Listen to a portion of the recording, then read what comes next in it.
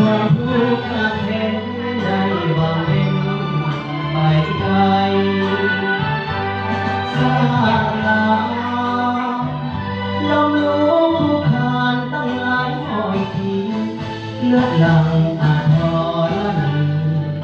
วันนี้สาว จึงได้ปวดคอยย้อนบุญคุณของพระป่าสะสมปฏิวัติลาวสา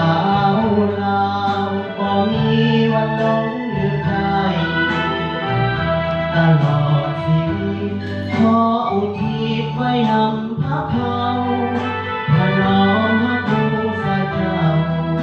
บ่มีวันให้มองเศร้าพักเอ๋ยถูกเจริญ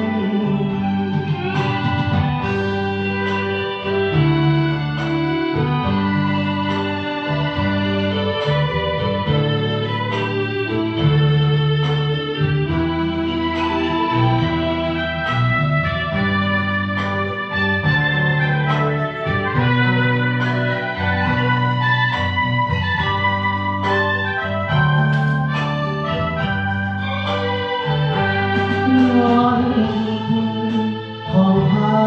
ป่าสะสมปฏิวัติลาวสาวลาวบ่มีวันหลงลืมกัน